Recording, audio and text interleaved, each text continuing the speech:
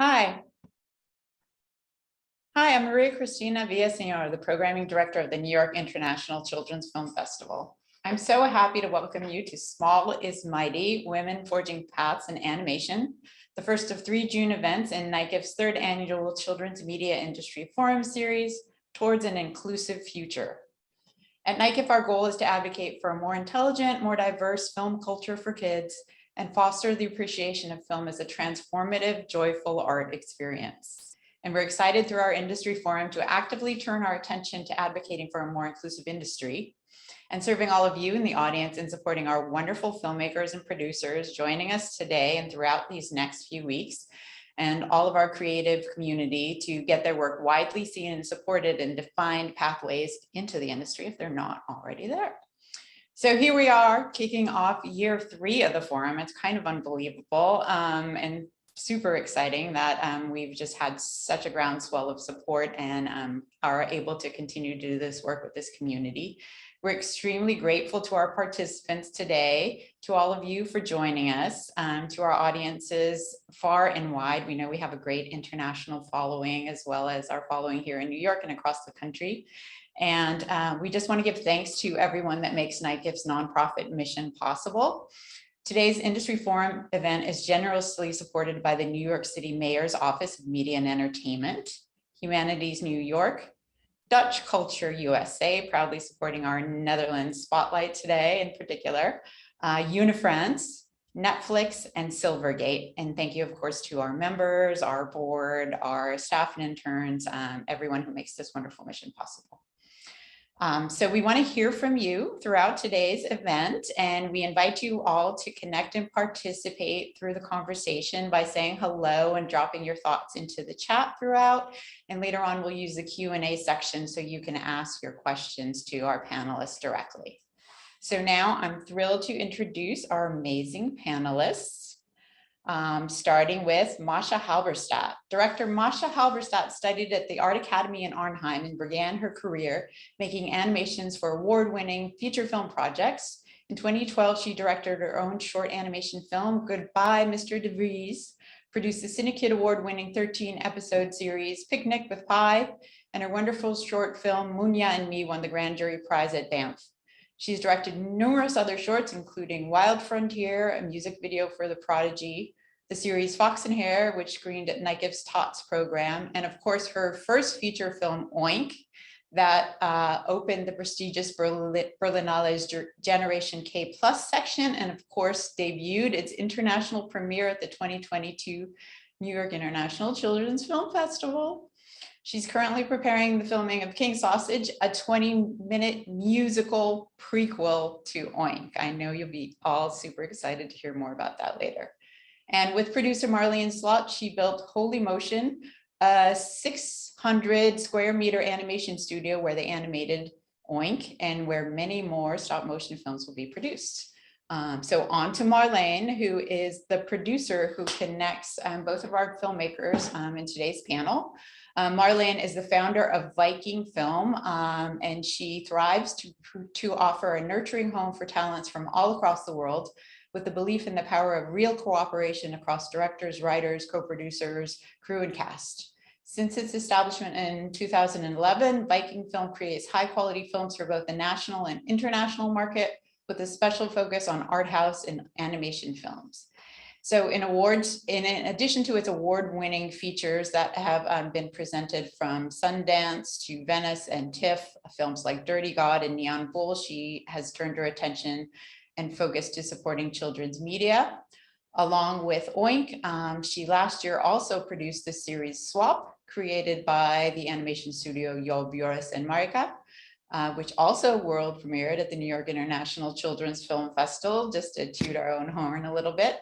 Marleen worked as a producer at Lemming Film for many years and was selected producer on the move at the Cannes Film Festival, which clearly she is. Besides her work as a producer, Marleen actively takes part in international film policy making and served as the chairman of the Netherlands Producers Association. And finally, we want to focus on our last panelist, Marieke Baauw. And there we go. Marieke is an accomplished director and member of Joris and Marieke, as mentioned, a Dutch animation studio founded in 2007. Their work is distinguished by absurd concepts and distinctive, award-winning, brilliant designs. Joris and Marieke are the writers, directors, and designers of all of their short films and music videos. In 2012, they initiated the children's series, The Tumblies, broadcast internationally and nominated for a Prix de Jeunesse in 2014. In 2015, their short film, A Single Life, was nominated for a Cartoon d'Or and an Academy Award. In 2017, they created their award-winning short film, Otto. In 2018, their short film, Cop Op, Heads Together, was nominated for a Prix de Jeunesse, a Rocky Award, a Cine Kid Lion, won an International Emmy Kids Award, and was a Grand Prize Audience Award winner at NYICFF. Altogether, their films and music videos have won over 75 awards and have been screened at more than 300 film festivals worldwide. So now I want to welcome our panelists and have them say hello. Hey, everyone. Hello. Please say hi. Hi. Mascha, she's hello here. But yeah, let's start with Marleen. My video somehow. On Marleen. I was turned off and I cannot turn it back on. Oh, start my video. Hi, Marleen. Do you want to say a few words? No, this was my I wanted to say that Mascha is get our audio there. Going. Can you hear me? Wonderful. I'm sorry, I'm having trouble with. Terrific. Is it Mascha. okay with the sound? Yeah. Okay. Good. Okay. No, I wanted to say that Mascha's camera was turned off, but she's back again. So everything worked out. Yeah. We're all together at last. Hi there. Hello. Marieke. Hi. It's so terrific. I was thinking, there's so much to talk about. You all have such rich artistic practices and also a real work that you do in your studio that is both commissioned, things that are internationally produced, things that are very specifically focused on kids media. And so I thought it might be interesting to first begin the conversation with you, Marleen, and have you talk a little bit about your journey as a producer and how you stepped into that role and also how your work undergirds what makes Marieke's and Mascha's work possible. Yeah, well, I started producing when I was still at Lemming Film, and that was like now almost 18 years ago. I started there as an intern, and they really learned me all the different steps of producing. And also when I was still there, I started sniffing at animation, and that's, for instance, where I met Mascha, because she made the animations for a feature film that's a live action feature film that had part animation in it. And then in 2011, when I founded my own company, I really felt that I wanted to make animation a very important part of my company because, well, on the one hand, I really like it. And I also like to diversify and not only work in one section at the same time. So have a bit of combination of working both in live action and in animation. And that has proven to be very good and healthy as well, because animation takes sometimes much longer. I like the balance between the different genres and the different sections. And then there's also a big difference in producing stop motion or 3D, like what we did with Joris and Marieke. And I really, I think when you look at my company, I really work a lot based on the directors that I want to work with. So that is really how I choose my projects in a way, is that I have very much, I really believe in the talent of the directors that I work with, and that they will bring me the nice projects. And that has proven to be very true.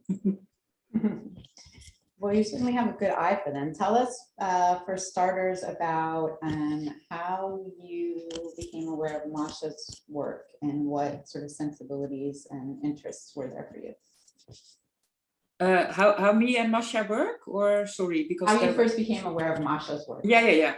That was through this feature film that we did together, and then when I founded Viking Film, we really felt that we wanted to continue working together, and we we started working on short films, and that was really very good. But I think in the last 8 years, we made around 7 short films. And then at a certain point, I really started saying to Mascha, there should be a feature film, because now, yeah, I think you have to make this next step, and it would be really good.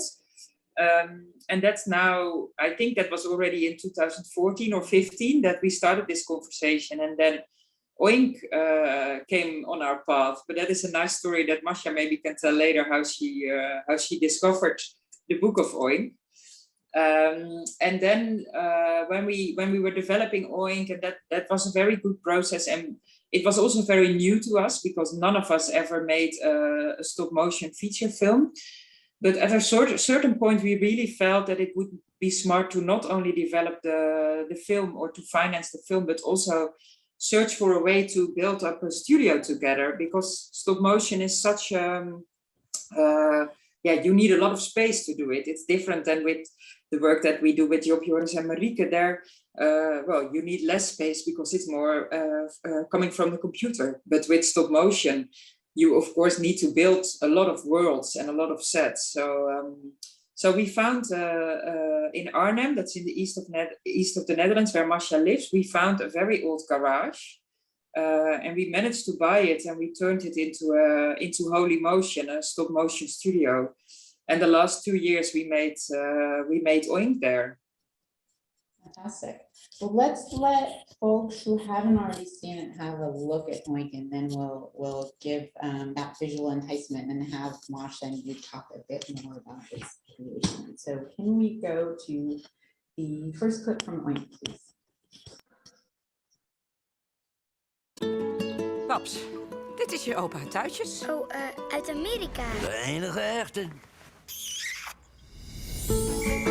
Je allergrootste wens gaat uitkomen. Een puppy? Oh. En nu is het tijd voor mijn cadeau. Alsjeblieft. Dit is echt gewoon het allermooiste cadeau wat ik ooit heb gekregen. Dit is Knor. Nee, ho, dit wordt een ramp. Mam, alsjeblieft. Oké, maar er komen regels. Regel 1. Knor mag niet in huis. Ah, nee, oh, jongens, nee. Regel 2. Knor mag niet in de moestuin. Knor, blijf staan. Kom hier. En regel 3. Knor mag nergens poepen.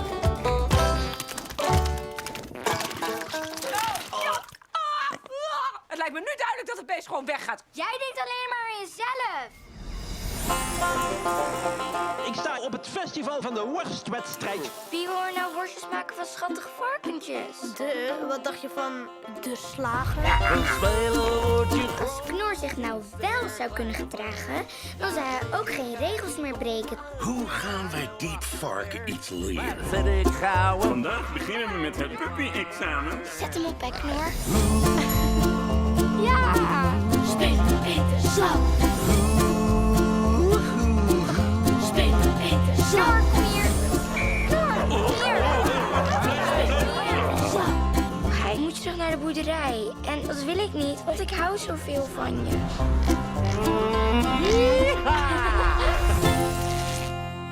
Kunnen we het niet nog 1 keertje proberen?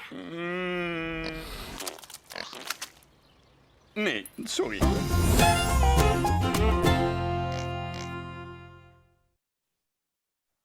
So fantastic. It has such an amazing sense of humor, such great characters, and obviously like it's just so beautifully stylized. So maybe Mascha, you can hop on and tell us about discovering this story, as Marleen said, and the beginnings of this creative partnership in terms of entering into the feature film world and being sort of nurtured in that way by Marleen. So you hear me? Yeah. Yes. Okay. Well, like Marleen said, we made a film called Munja and Me, and that film did really well around the world, and also gave me the chance to make a video clip for The Prodigy. And at that point, Marleen said, "You have to." Or not you have to, but we should make a feature film. And for me, because I never studied film in school, so for me that was a big step, because a feature film is, you need to know things somehow, which I don't. And so I just do it on intuition, basically. But then when she said, when Marleen said we should make a feature film, I was thinking about the Twits from Roald Dahl. And that was the first thing that came in my mind. Like, I want to make this film. If I want to make a feature film, it has to be the Twits, because it's my favorite book. My son loved it when I read it to him. That was just my dream. And of course that was impossible, because the rights are very expensive, and they were, I think at that time, by Disney, and now they're Netflix. So impossible. And then I thought, okay, so here in Arnhem there's this little bookstore with old people working in it, who worked there for many years. And it's it's a children's bookstore. So I went in there, literally, I just went in there and said, oh, hello, I want to make a feature film of a kind of Roald Dahl kind of book. Do you have a book for me? And they gave me 3 books. And one of those books was Oink. And it was the first book I read. And when I was done reading it, I called Marleen immediately, and I said, well, I think I found the book. I found our movie. And Marleen liked, she loved the book too. And we got in contact with the writer, Tosca Mente. And yeah, that's how it all happened. And then it was, of course, a very long process to get it be made into a feature film. So that is kind of it. I'm curious what you said about not having trained as a filmmaker per se. Obviously, you have a very strong visual sense and a very distinctive way of creating these characters in stop motion. So tell us about what you did study and how you married this visual approach to character design and world building and the structure of storytelling and making it all happen at feature length.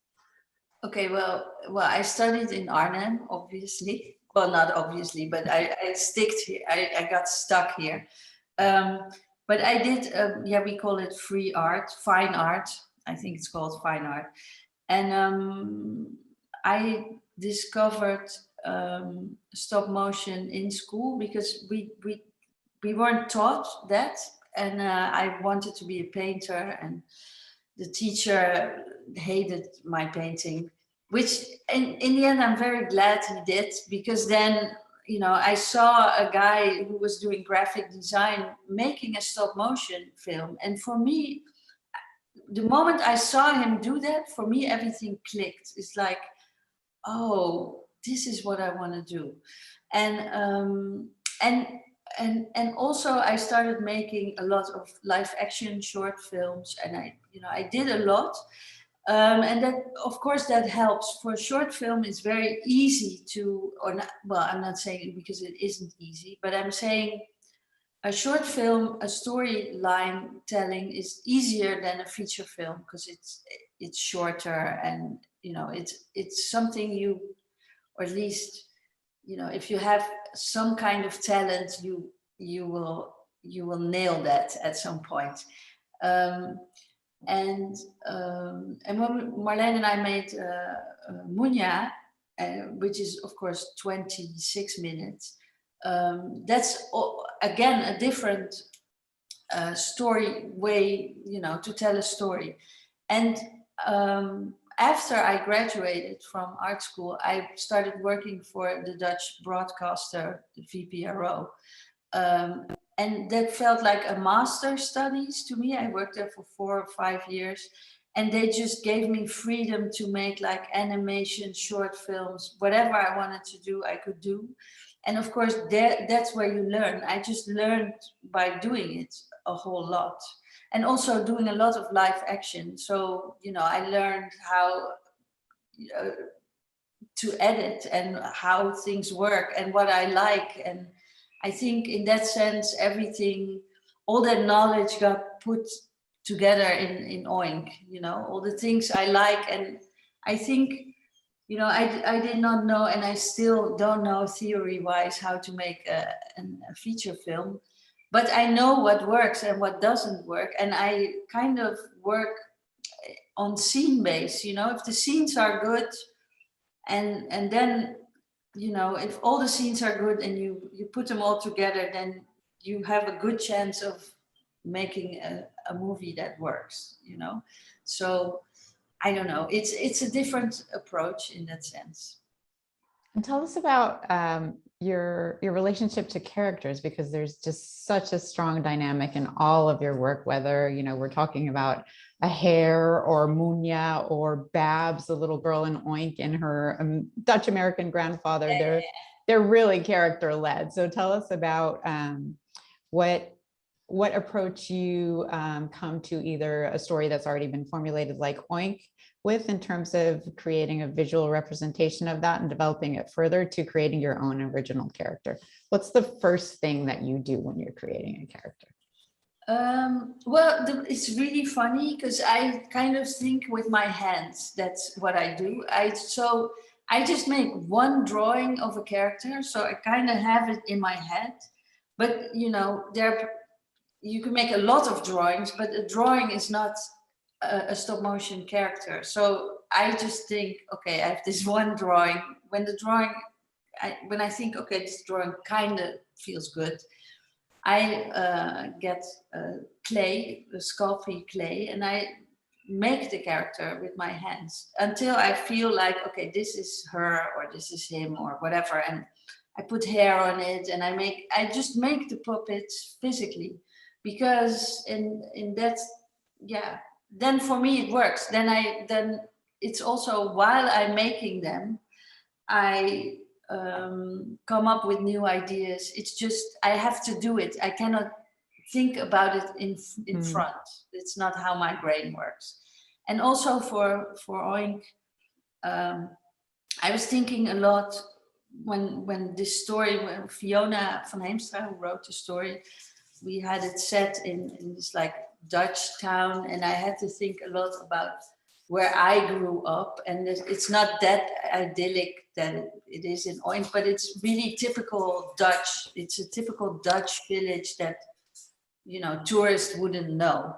It's really, you know, so, yeah, something what really only Dutch people kind of know. It's this rural, yeah, weird houses kind of thing. And so I had that in mind immediately. And I started driving around here in Arnhem and looking for architecture that I would want to have in the film. And I took a lot of pictures of a lot of places. I think, Marieke, you do that too. Yeah.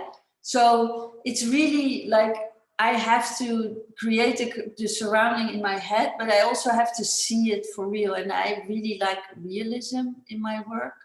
So what you mean about the characters is, what also happens is, if I'm recording the movie, the voices for me are really important. And it's really important that they act for real also. So I have all the actors in the room, and they're not behind the microphone, they are being boomed. So they really play the scene. And also I let them improvise, because I just love to have like this natural feeling in the movie. And the sound is more, for animation, the sound could be 50% as important as image, or maybe even more. Because when you have good voices, everything starts rolling, you know, because when the voices are good, the acting is good, the animators can act better because they have good voices to act on. And so it becomes a snowball of greatness, you know. So, and for me, that's the most important thing, you know. My mission is accomplished if people kind of forget that they are looking at an animation film, but more they're looking at a movie, because the voices pull you in, you know. And And if they say to me like, oh, I really forgot that I watched an animation or whatever, then for me that's a compliment, because then they just watched a movie and which they probably hopefully liked. Yeah, absolutely. And they're not thinking about the medium. It's a No, whole world that's I want them to forget, kind of. Mhm. Interesting. Well, thank you for sharing that, and also for gracefully bringing Marieke into the discussion. I think that this is a really interesting point for us to segue, Marieke, to your own relationship to starting out with live action, your whole process and how that mirrors or perhaps differs from Mascha's. And so I'd like to go to you, but maybe we can just start out by showing the JJM show reel, which will just give everybody a bit of a visual taste of the Joris Marieke experience. So if we could show that clip, please.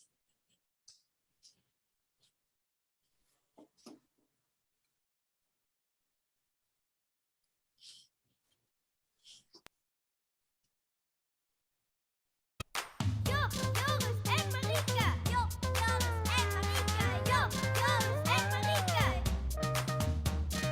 Job, Joris en Marieke. Job, Joris en Marieke. Job, Joris en Marieke. Job, Joris en Marieke.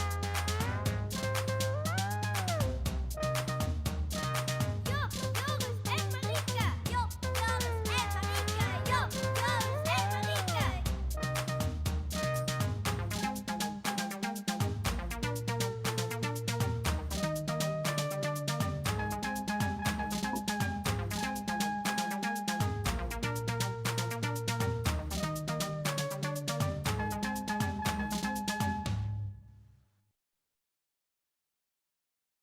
All right, so much visual delight and experimentation and joy in there, Marieke. Tell us a little bit about your start and getting from there to swap. Yeah, well, so we started. I started at the Design Academy, which is also not a film school, but a school for product design, and that's where I met Joris and Job. And we just during the studies we noticed that we really liked movies, and we wanted to tell stories ourselves, but well, you can't really tell stories when you're designing a chair. So we just started making these short live action movies, but that wasn't really our thing because we were just so annoyed with everything not being the way we wanted it to be. Like even it rains and people are passing by and there's a lot of sound and the actors are not the way you want them to be. So that's how we sort of got to animation as the perfect medium, because we're still designers and we like to tell stories. So that's a perfect match. And so we finished the Design Academy, and then after that I went to a stop motion animation studio with Joris, and we worked there first as an intern and later as an animator on the Miffy, the series of Miffy, and that's sort of how I learned how to animate. Okay, maybe we can take a look at some of those slides, and we can be looking at this work that you're referencing as you're talking. Yeah. Okay, terrific. All right, so we're just about to kick it off. Just feel free to continue. You were starting with Miffy. There's the eponymous trio. Yeah. Yeah. So yeah, I think later on is a picture of Miffy that we took at the set, and I don't know if I can skip. It's not. I can. Yeah. Oh, so this is us when we met, very young, and yeah. So this is why we started, and after this, we founded our studio in Utrecht, and we started doing commercial work. Yeah, but the problem with that was that usually when you do commercial work, you're always asked to do the same thing again. But we wanted to also be able to try out the things that we thought we were capable of. So we started making music videos. And the first music video we made was for Happy Camper, which is Job's band, so that's kind of easy. But we already had the music, so this is the music video we first made, and that sort of helped us to be more noticed, to get more interesting projects or commercial work. But soon we wanted to make our own short film, and we made this one. This is called Mute, and we did it. Well, we tried to make this with money from the Dutch Film Fund, but I think we even tried 3 times with this one, and well, maybe if you see this picture, you can understand why they didn't want to sort of help us with that. But we thought it's going to be really funny, so we made this short film about a bunch of people who don't have a mouth and they have to cut a mouth, and this became like a really big success online. And it sort of started rolling, and then we did another music video. This one's for Happy Camper again. And then we did a music video. I don't think we have a slide for that one, but it was really famous in the Netherlands. And it was at the time when YouTube was still very small, and it got like 15 million hits. And we were sort of overwhelmed with the fact that you could also have an audience online. And it sort of tasted like more. And then we thought we saw this competition for ultra short, which is a competition from the Dutch Film Fund to have, I think at that time was 4 filmmakers could make a film of 2 minutes, and it would be shown in front of a blockbuster in cinemas. So that was very nice if you would get the funding, and then you already have a stage for your film. And we applied, and we got to make a single live, which is very short and funny story about someone who discovers she can travel through time with a vinyl record. And it played in the Dutch cinemas, and we sort of accidentally, well, not accidentally, but somebody said you should send it in for the Oscars, and we didn't really know that was even a possibility, and we did, and we ended up at the Oscars because it got nominated. And and I think from that point onwards, it was easier for us also to get funding and to make more short films. And we did make Otto, this short film, 10 minutes long. It was also for television. And after that, we started working on Kop-op, the short film, and we did that with Marleen. And it was for us a big step because we had like Otto was 10 minutes and Kop-op was 20 minutes. It's sort of a longer storyline you have to tell. And we also started working with voice actors, because actually this was the first time we used dialogue in our films, because before that it was all without language. So we worked with a scriptwriter for the first time as well. And we were a bit hesitant to work with actors because we once started with the short films and the fiction films, and we didn't really like that.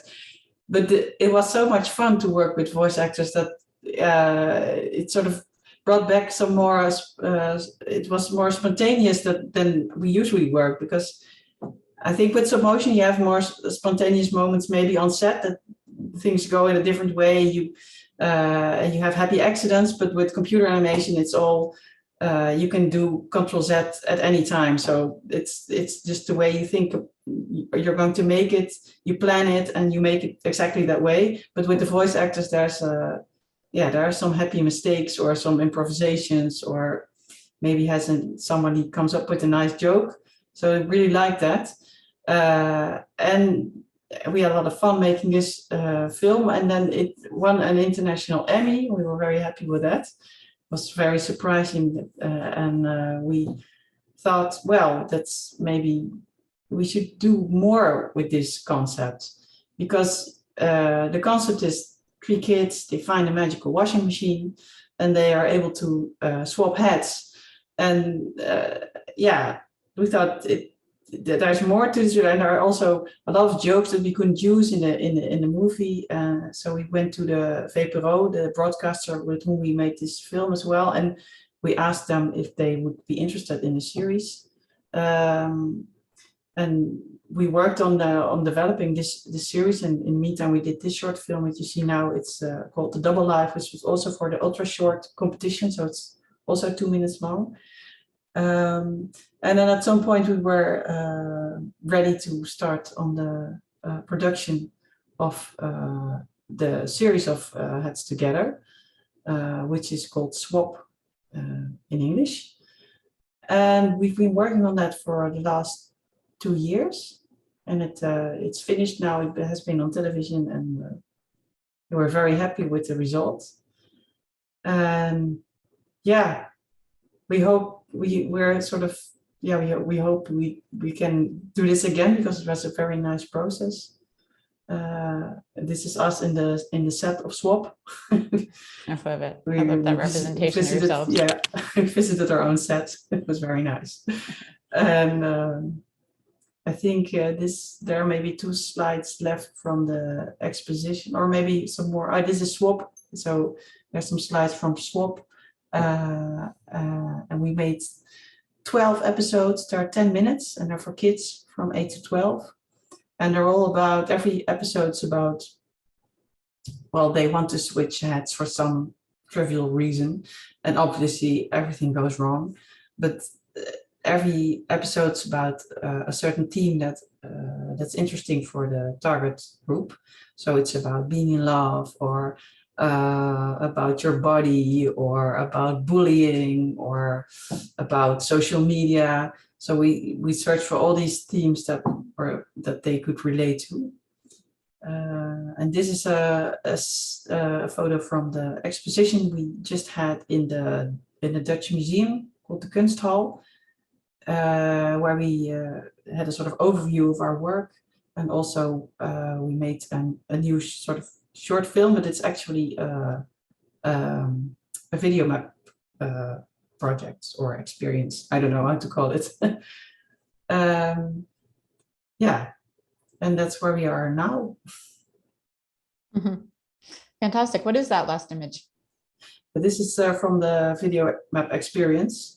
And we're at the moment we're working on, because it's so difficult to sort of make this room where you can do the video map experience, that we are turning it into a short film so we can still show it to more people. Fantastic. Thank you. So I'm curious to just dig in a little bit to one of the premises of today's talk is really about how you can this idea of small is mighty, like small is a loose term, because obviously your production is so huge. You may be small in terms of the scope of a studio and how it's led, or the stop motion studio just getting off the ground, but you're creating these strategies to fuel your broader animation practice, and also to start, figuring out ways to leverage your shorts into whether that's a series or a feature. So I wonder if you can talk, maybe you, Marieke, a little for starters, about how your overall projects in your studio and the work that you do there allows you to go deeper into some of these animation projects that you originate. Like, do you see them as different practices? Are there jobs that you take on that fuel these other things? Just tell us a little bit more about the practicalities so that folks can understand some options that they might take. I'm not really sure I understand the question. It's really about like commercial jobs that perhaps. Right. Yeah. So the way we started with the commercial work, and which is also a great way to start, because you get a lot of opportunities to learn stuff and make money, of course. But our main passion is to tell stories. So it's always a sort of a balance between doing commercial work and being able to do your own projects. And because with your own projects, you're able to develop your style and to tell stories about the things that you think are interesting. And so if we could have the choice, we would love to just make our own work, but obviously that's not always possible. But yeah, I think, yeah, it's also, sometimes you get also inspiration from commercial work, but it sort of depends what it is, because I think from just a commercial, it's just something that promotes another product. And if you make, we do also make short films for educational purposes, and then it's a project on its own, which is much nicer. Mm-hmm. Sort of telling that full story of a project or mission. And what about for you, Marleen? Tell us a little bit about how you step in to facilitate that kind of taking cop opera heads together into this SWOPE and this whole series. How do you insert yourself into that and enable these amazing things to happen? It was really actually Joris and Marieke who really had the urge to make it a series. And then at that moment, I was very busy on finishing a live action film that I produced, Dirty God, that premiered in Sundance. And I told them, oh no, I can't help you with this because my head is too much with this film. And I told them, you can do it yourself. You don't need me. You are so good in also producing all your own films. And then they started developing it and they did such a good job. But then at a certain point, they came back again and they said, well, we really feel that it would be good if we do it together. And then I read the scripts, I think, and then I thought, yeah, it's really great. And it's so stupid if I would not do this, because we had such a good cooperation on the first, on the Heads Together film. So yes, well, let's continue this. And I really liked it a lot, because it has been, for both the productions, it was so weird, because both of them started in the first week of COVID. So that was also really so, and especially Joris and Marieke, they built an entire studio filled with computers, really ready to be there with a team. Because with Heads Together, we had a very small team, and that was like the first time when they worked with more than the 3 of them. But now we really opened up and we had a team of maybe 10 to 12 or 14 people even around them. And it was so sad that after 3 days in the studio, they had to say, well, COVID entered the country and you all have to work remotely. And that was one of the big challenges also on the one hand for SWOP, and on the other hand also for OINC, because stop motion you can't do remotely. So many of the talks that we had in the beginning, after we just opened our new studio, were about COVID and how to deal with it and how to deal with the fear of the people that we were working with. And so and I really liked it that both projects, although they are very different, because one is 3D and the other is stop motion, but we followed the same path, and they started at the same time and they also ended a little bit at the same time. We developed OINC a bit lengthier. We took much more time for that, because it was well, I don't know, because we did many things in between, I think. But the whole production process of both SWOP and OINC was quite the same timeline, and I really liked that, because well, I think also Joris and Marieke and Mascha really like each other, so we really could tell, oh, with SWOP we are now doing this, and and with OINC it's now in this stage, and this whole process really was great, I think. And it was also, it felt very good to work on 2 such big productions. In the Netherlands, animation is becoming bigger, but it's still in the way up. So to do this and to be able to work with so many talented people on such big things at the same time, it was, for me, it was really fantastic. Yeah. Yeah, and then founding the Holy Motion Stop Motion Studio, did you think, like, from the get-go, this is a strategy that is going to enable us to do so much more? Or was it just like, at first it was just a response to COVID? Like, how did you create that very smart approach?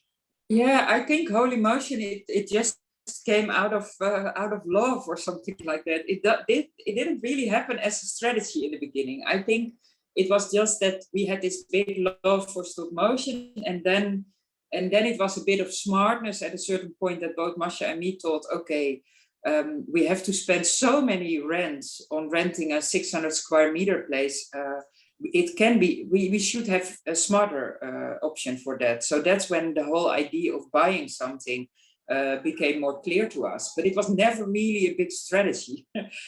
And I think now, looking back, I think it was a great idea because it gave us the power to be in control ourselves during this horrible time of the pandemic. And it was also, now it's great because we are already shooting this King Sausage prequel to Oink in the studio. And we started working on commercials as well. We just made one piece of a commercial for a big company here in the Netherlands, like not a warehouse. But I don't know how to say it in English. But that was really a nice experience for us as well, because that gave us the opportunity to have a bit more money that we now can invest in building the studio and making it stronger. And besides that, also people that worked with us on Oink, like animators or builders, they come back with their own stories that they want to tell. So we just facilitated the shooting of a short film of one of our animators on Oink. So, and in that sense, we also really want to promote young upcoming filmmakers and not ask crazy rent prices, but give them the opportunity to really start their career, like how we had to start our careers. And all the short films that I made with Mascha, we made from her home. And one set was in the kitchen and the other was in the house, in the tiny house in the garden.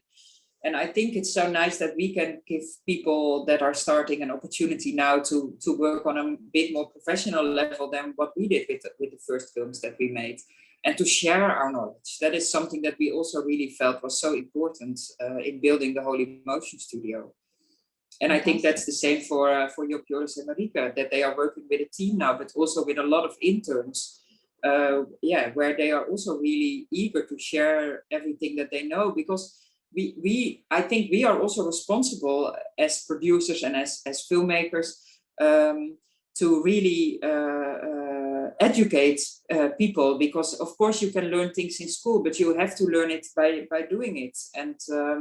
And there is not so many good animators. That's a big problem. We were really nervous with Swap at a certain point. We really felt we have to start now, because otherwise we will lose the animators, because there are only little in the Netherlands. So yeah, that was a big puzzle. And also for Oink, it was a huge puzzle to find stop motion animators coming from the Netherlands and Belgium exactly in the same time. And that did not always work out. So educating new people will also make our films and our position stronger.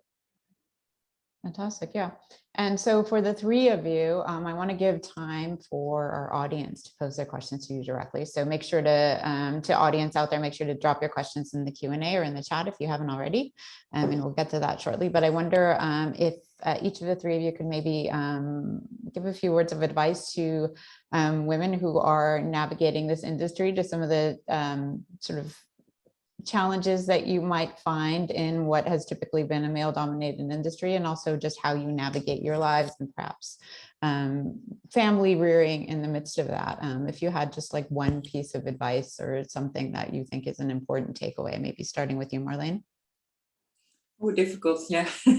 I think it's maybe something like really believe in yourself and follow your own path, because that's really what we did. I think both Joris and Marieke and Mascha, they are not typical animation directors, because they have this really different backgrounds. And I think, but they are now among the top talents of the Netherlands, or even of Europe or of the world. So I think don't be afraid to follow your vision and to really tell the stories that you want to tell. I think it all is in the end, it's all about the content and what we and how we share it. And that, yeah, I don't know, but don't be afraid. I think that is an important one, maybe. Nice. How about you, Marieke? You have some interesting ways of your own sort of family life being integrated into your work. I wonder if there's anything around that you want to share, or in general. Yeah, and just the question just makes me think about someone I just met who was sort of thinking about having kids and being worried that there would be not enough time to work, which is the case for men and women, of course, but I remember when that I had the same fear when we wanted to have kids. But when I look at what the work we got done since my daughter was born, it's so much more. You get sort of, I don't know what happens to you when you have a kid, but you get far more creative and effective in your work somehow. I don't know. So it's, and also for me, that I get a lot of inspiration from my daughter as well. And I feel like the work we make sort of is like when she was really small, we worked on the tumblies, which is preschool, and then she got bigger, and it's like our work sort of grows with her. And I feel like now we're sort of she's going, she's like she's 11, she's almost 12, so now sort of have a shift in inspiration for adolescents kind of themes. So it's funny. That's exciting for us to see that Yeah. shift and followed in your work. But yeah, that exponential energy. And what about for you, Mascha? Yeah, well, for me, it's exactly the same as for Marieke. I have a son, he's now 16. And when I had the same fear, I thought, oh my God, when I was pregnant, when he's born, I will never be creative again. But the opposite happened. I became much more effective and also wanted to have a goal because I wanted to leave something behind for my son. So I bought a house, which I would have never done if I would not have kids. And of course, the whole idea of the studio in Arnhem was also for my son, because I'm not there a lot, of course, when you're making a feature film. And I thought he has to be close because he was, you know, at that time, I think he was 14 or 13. But then, you know, we could have done it in Amsterdam or wherever, because I never saw him. He's just really busy with his own life. But you set the stage for that, you know, you set the stage to set them free. No, of course, but I mean, I think my tip would be fearless. Just go for it, dive in there, and don't think about it too much, you know, because when you start thinking about it, it will never work. Or now that's really negative, but I just mean, like, you know, just dive in there and don't fear and be yourself, because yeah, that will get you where you want to be at a certain point. People will recognize that and appreciate it too. Nice, very nice. Excellent. Thank you. All right. So I'm going to go to questions from our audience. Danielle has a very practical question, which I think we heard a little bit from Marieke, but let's pose it to you, Mascha. How do you balance between making money and being creative? Well, I don't have to balance it. It just happens. I'm one of the lucky people who makes money by being creative. So and also I'm not able to do anything else. I'm not good at anything else. I'm just good at this. Oh, and maybe soccer playing, but yeah. Yeah. So it's sort of like maybe lean into what your strengths already are, and that will lead you to hopefully financial compensation that allows you to. I've somehow always been lucky to do what I wanted and be creative. No, there was a period when I was buying a house I had to buy, because at one point I became a single mother and I wanted to buy a house. And then I had to make really stupid films for the Dutch government, sorry, Dutch government,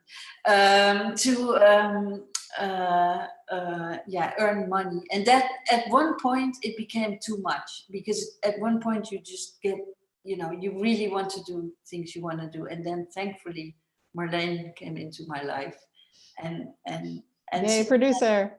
Yes. So since then I'm okay. Okay, so it's also, you know, find your people, find a solid team that can support you. Yes. Yeah, because I could add a little bit to that, because I always really find it important that the filmmakers I work with can really live from this profession. So I think both with Joris and Marieke and with Mascha, I had a conversation like, what do you need to earn in order to be able to do this and not have to do many other things beside it? So, and then I can see if I am capable of financing that. But I think that's very important, because too often the director is the worst paid person on a film together with the producer. Yeah. So we should take better care of ourselves. That's also a very good advice, I think. Yeah, very well said. Absolutely. All right. We have a question from Priya in the audience who says, how do you make creative decisions when working with a partner or with multiple people? I think maybe Marieke, you can especially speak to that. Yeah. Well, I think for us it's sort of different because so I'm also Joris is my partner as well, so we're all the time together. But when we met, I must say that Job met Joris first, and then I was added to the trio. So, but yeah, I think because we sort of grew up together during our studies, and we watched the same movies, that we have the same sort of vision on everything. So it's not that we have one brain, but we're often on the same page with everything. But we have worked together as the three of us have worked together with other people. I've always thought that's very difficult. Yeah, because I think it's if you're not on the same page or you don't want the same things, I feel it's impossible to work together. But I think you need a certain kind of mindset to work with people who have other ideas. We haven't done it a lot. And then with the three of us, it's sort of natural. So I don't really know if I can give a good answer to that question.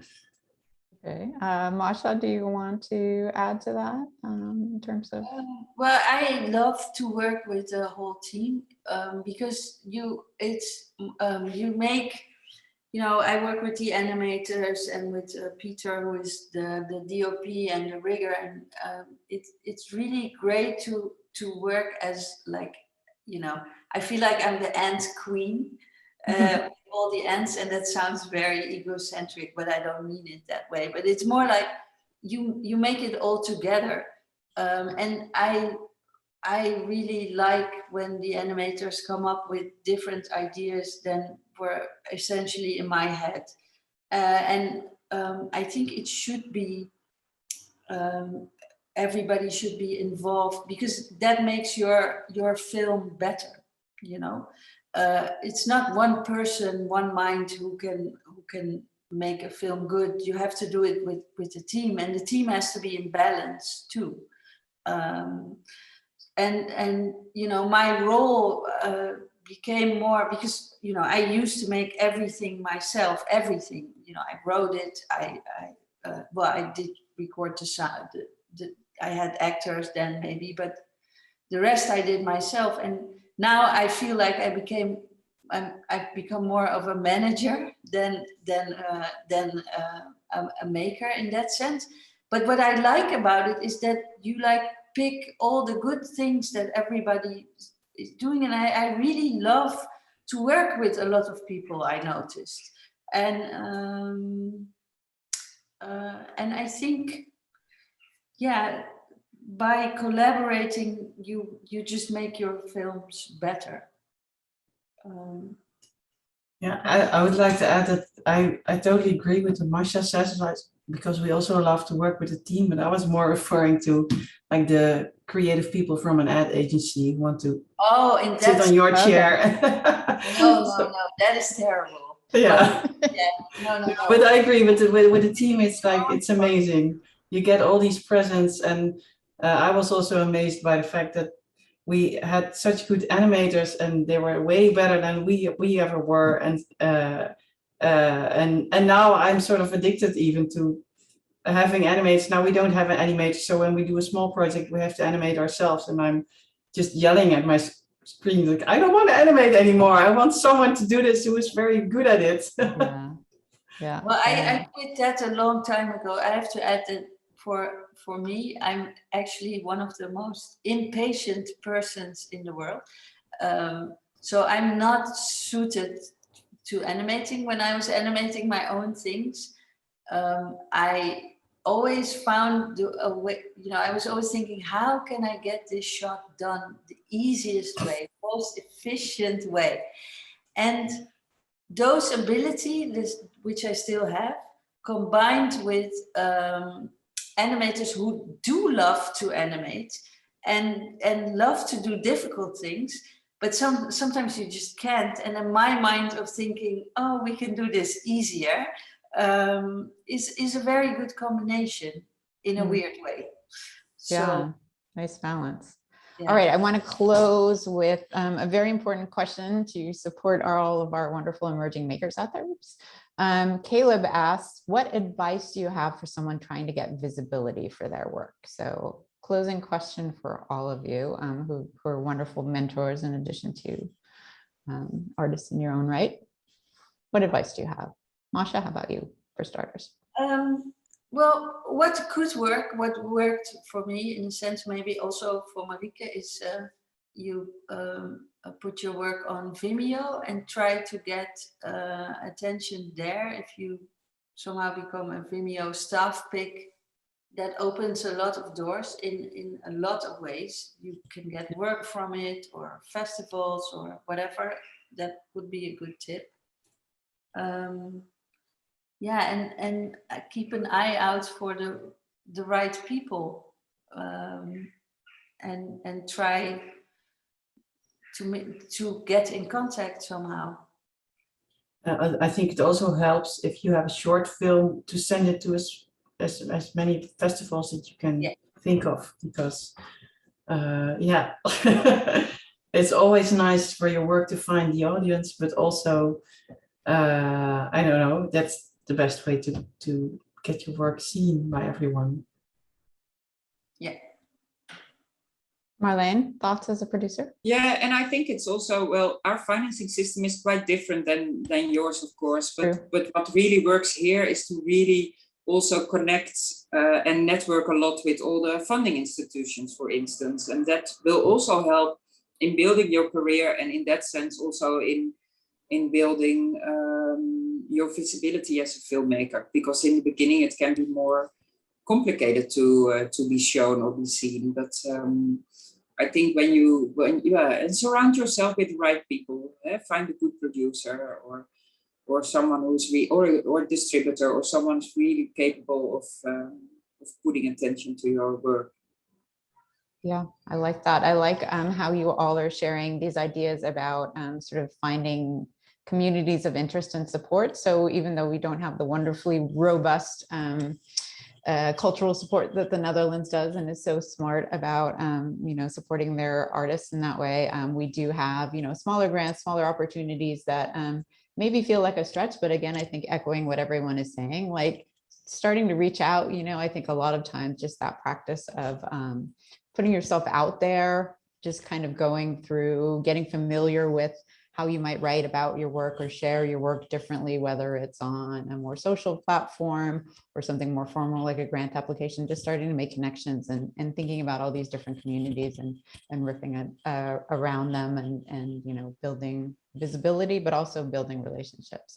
As we've done here, I'm so grateful to the three of you amazing women in animation and beyond for taking this journey with us at NYICFF through many years now, through some incredible work that you've produced and through sharing your knowledge. I'm so proud to be able to shine a spotlight on it, and so thrilled to welcome you into the product of makers and talkers and thinkers.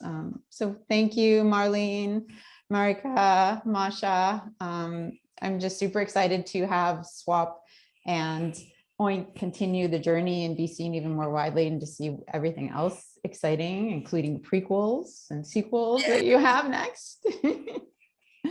So thank you. We have another talk next week, fostering a diverse workforce on June 21st, Tuesday again, this time at 5 o'clock. And then another STEM Stories on Screen, June 28th. Please, everyone, sign up, join us, tell your friends.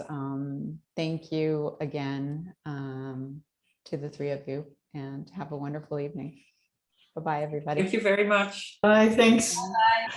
Have a good Bye. evening. Ciao. Good evening.